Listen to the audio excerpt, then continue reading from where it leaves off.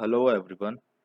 In this session, I'm going to discuss the concept behind gain margin, phase margin, and how these two are related to stability of a system. So, in this session, the topics that you will learn, the ideas you will learn, will be definition of gain margin and phase margin.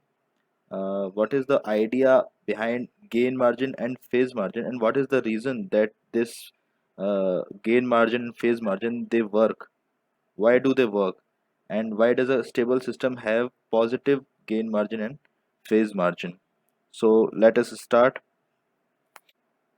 I am stating some important points as facts, and I expect you to already know these points. These are simple points which you can read in any control systems book. So let's start. For stability of any system, closed loop poles must be on the left side of S plane, and we know from root locus that as we vary gain k of system, for example this k upon s plus alpha s plus beta, this is the system transfer function, open loop transfer function. This is open loop transfer function of a system. Then if we vary gain k, then closed loop poles also change their location on S plane. This is simple because we know while drawing root locus we vary gain k, and the closed loop poles they change their position. Now, generally what happens that as you keep on increasing system gain k, after some value of k, closed loop pole try enters right side of S plane. Thus, a system would become unstable. For example, let us take this example.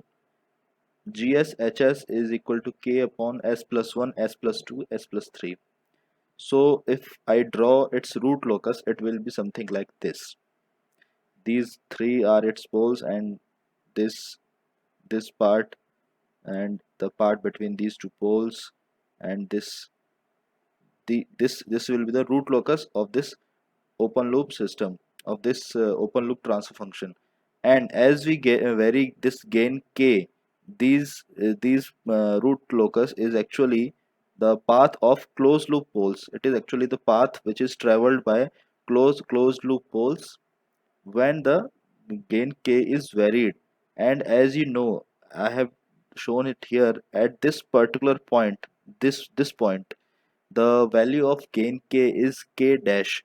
If suppose I am increasing the value of gain k from 0 to infinity, so when k is equal to 0, the poles of closed loop are the are same as the open loop poles, and they are s is equal to 1, s is equal to 2, and s equal to 3 minus 3. So these three are the closed loop poles when k is equal to 0. And as I keep on increasing k from 0, uh, I'm increasing k, the poles will travel in this direction, in this way. And at this particular value of k, the poles of the closed loop will be on the imaginary axis. If now I increase k any further, the closed loop poles will come on the right side. The closed loop poles will come on the right side of the S plane, and hence the system then would become unstable. So we have to keep our focus on this value of k, which makes the system, just after this value of k, the system would become unstable. This is just basic I'm telling you. And now i want I want you to understand something very basic and very important in understanding control system studies. Uh, the topic is frequency domain analysis, and uh, when we give any input to any system, then we get some output. All right.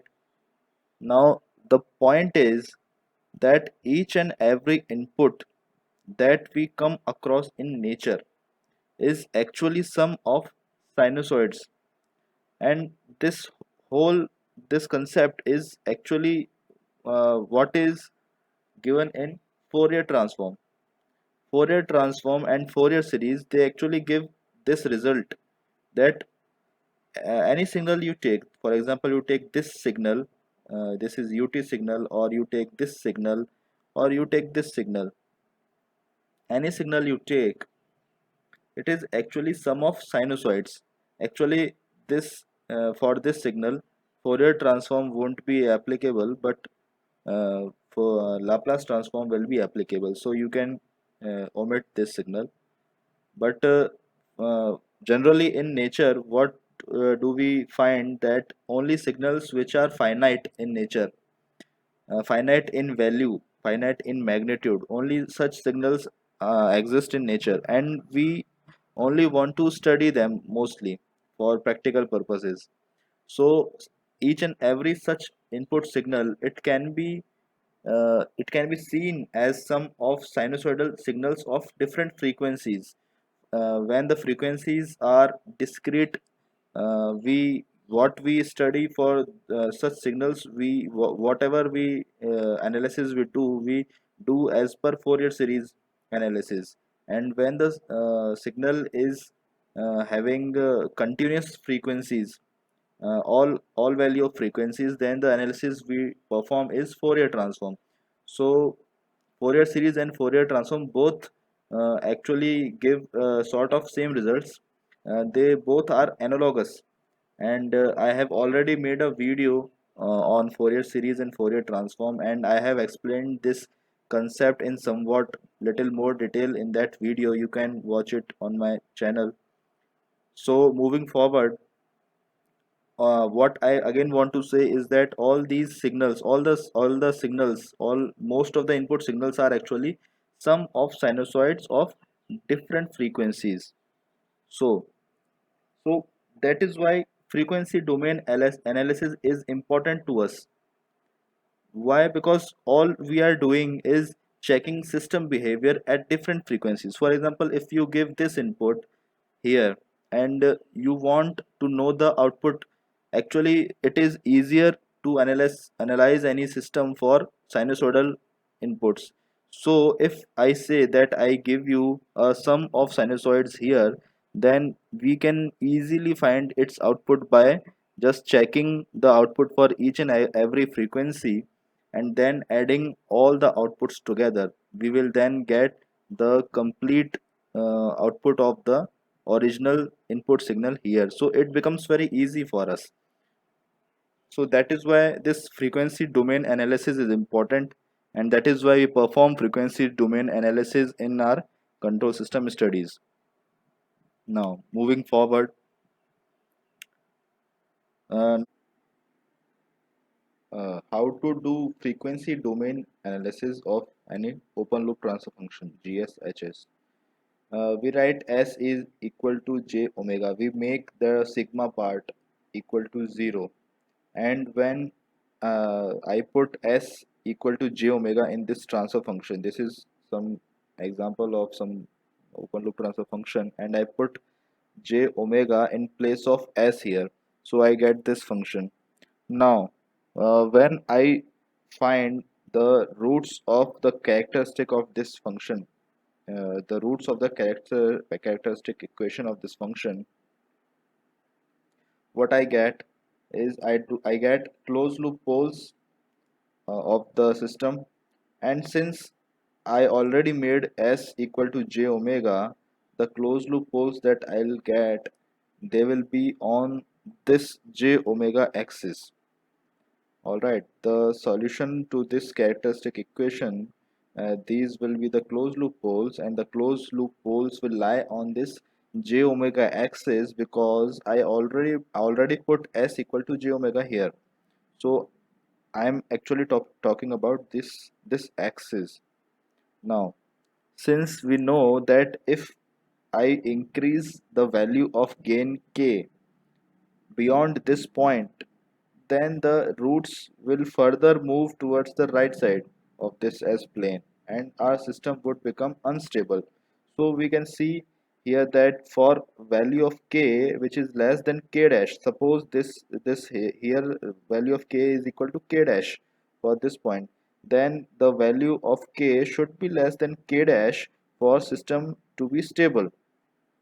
this system, for the system to be stable, the value of k should be less than k dash. If the value is greater than k dash, the system will become unstable.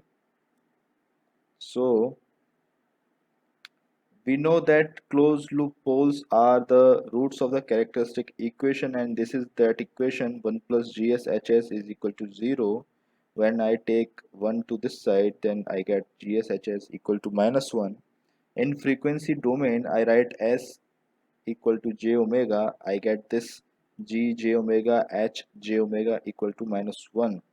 So I break down this into two parts. One is magnitude condition and one is angle condition. The magnitude condition says magnitude of this open loop transfer function is 1 and angle of this open loop transfer function is minus 180 degree. So when both these conditions are satisfied, then we'll satisfy these two conditions for some particular value of omega, and when the both these conditions are satisfied for that omega, what we are actually getting here for that omega, uh, those omega frequency will be the closed loop poles. Those frequencies will be the closed loop poles, and closed loop poles will lie on this axis. All right, so when I'm saying that find out the value of omega for which this condition and this condition are satisfied, I am actually talking about these 2 points, this point and this point. At these 2 points, the open loop functions, this condition, magnitude condition and angle condition will be satisfied.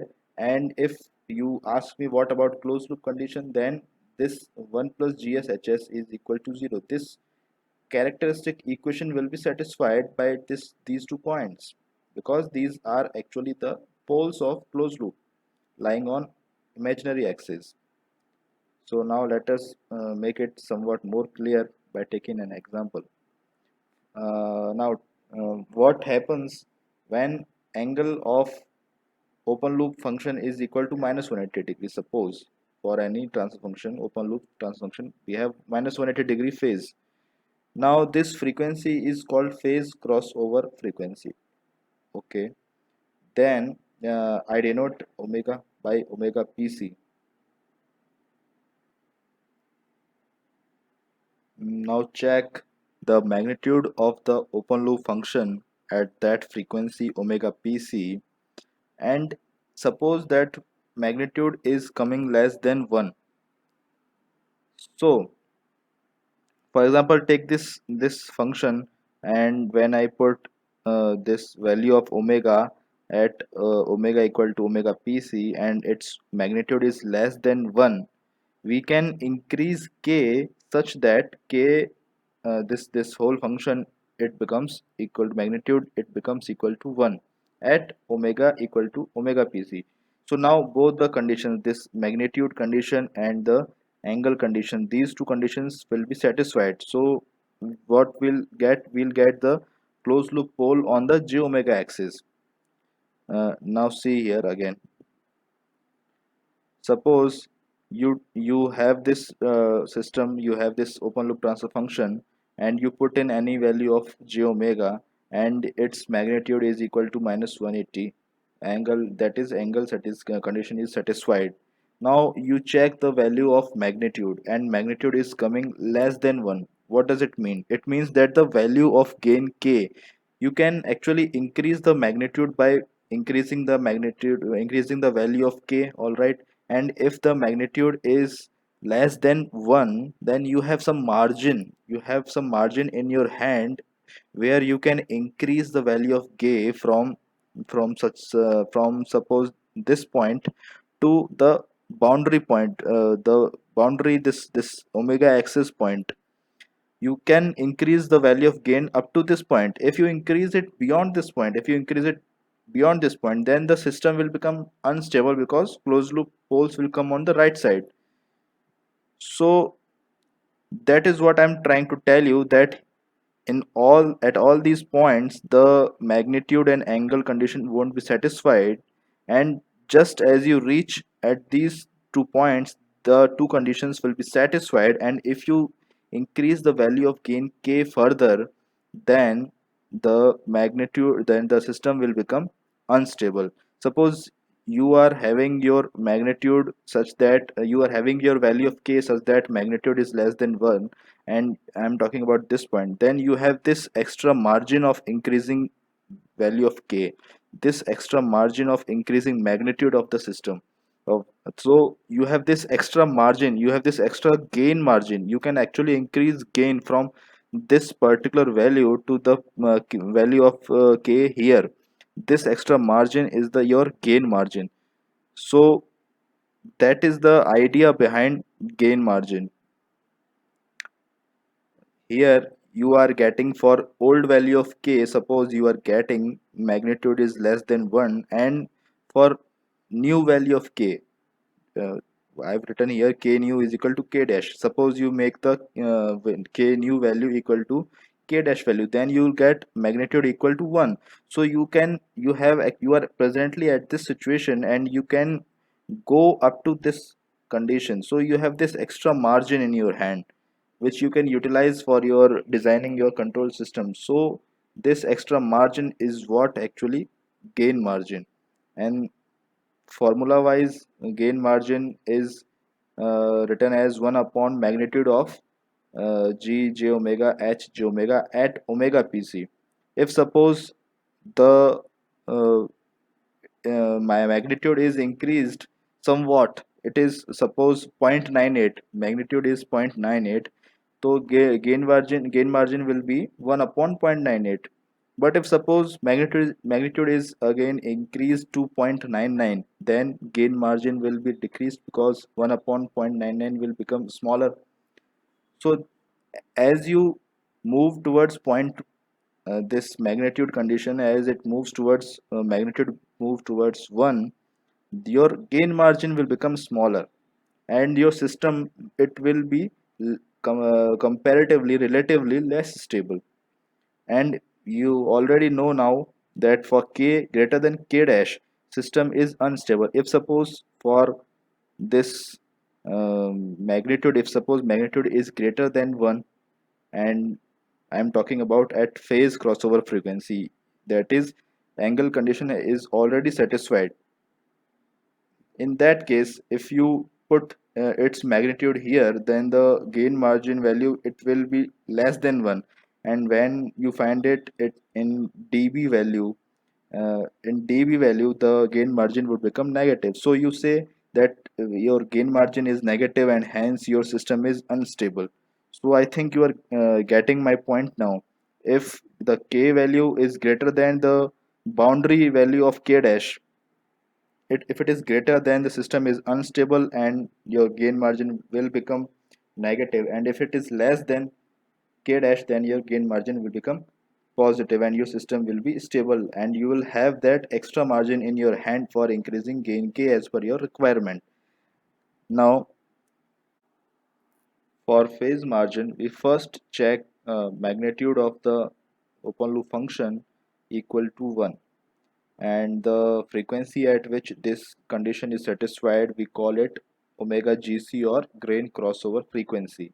Then we check the phase of the system at omega gc, and if the phase is less than minus 180, or I can say more negative than minus 180, for example minus 190, minus 200, then the system will be unstable. And if its phase is greater than minus 180, then system is stable. This is the formula for finding phase margin. We find phase at omega gc, and we add it by 180 degree. Whatever result comes, it is the phase margin. Now what is the idea behind this whole concept? What is it? Suppose you have this function, and you find you find some frequency for which its magnitude is 1, but its phase is minus 190, suppose, for example. And then uh, you want your phase to come back to minus 180. You want your phase to decrease to minus 180. From minus 190 you want to make it to minus 180. So by looking at this transfer function, you can see that for doing that you will need to decrease your frequency omega. If you decrease your frequency omega, then you can see by trigonometric formula that the phase, if you decrease the value of frequency, the phase of this function, it will decrease. And suppose at some particular frequency it becomes equal to minus 180, and if it becomes equal to minus 180 and you find the magnitude of this function at that particular frequency, then you will get this magnitude greater than 1. Why? Because you already decreased your frequency from frequency at this point. From this, for this angle you decrease your frequency, and now since your denominator has been decreased, your whole magnitude condition, this whole magnitude will be increased. It will become greater than greater than 1. So all right, as we saw earlier, um, here, since you decreased your frequency, and after doing that, what you were getting is you had your magnitude greater than 1. So you actually get here in the right side of this, root locus. So your closed loop poles actually go in the right side of the S plane and your system becomes unstable. So what you will have to do now, you will have to decrease your value of k, so that you already made your frequency equal to minus 180 degree, and now you decrease your value of k so that your system is again approaching this point, and when the magnitude is equal to 1 and gain angle is equal to minus 180, then you reach this point. And for, if you decrease your value of k further, then you will reach this stable point, stable region again. So this is just like doing reverse engineering, just like applying the same formula of gain margin in phase margin, but in reverse order. You first check its magnitude equal to 1. If it is greater than, smaller, more negative than minus 180, then it becomes unstable, and all that thing. Okay, so now last point that I'm going to discuss is, for a minimum phase system, gain margin and phase margin have to be positive for the system to be stable. Uh, and what is the meaning of minimum phase system is that poles and zeros of open loop transfer function are on left of S plane. If suppose this is the function and its poles and zeros are on left of S plane, then this is a minimum phase system. The whatever I have talked about in this whole lecture, in this whole session, is actually applicable to minimum phase system only.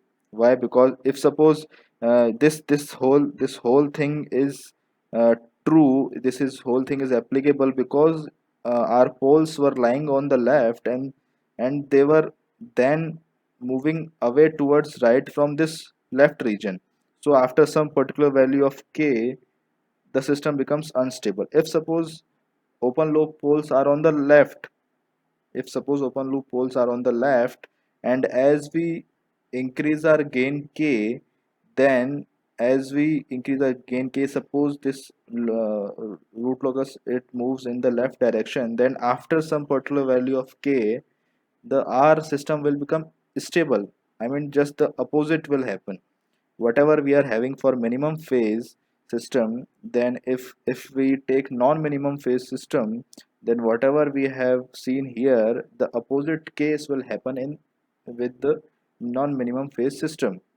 So that is why we say that when we are talking about gain margin and phase margin to be positive, for when gain margin phase margin have to be positive for the system to be stable, then we are actually talking about minimum phase system. And the non for non minimum phase system, the opposite case will occur. So that was all about phase margin, gain margin, and stability of system. I hope I was clear enough for you to understand.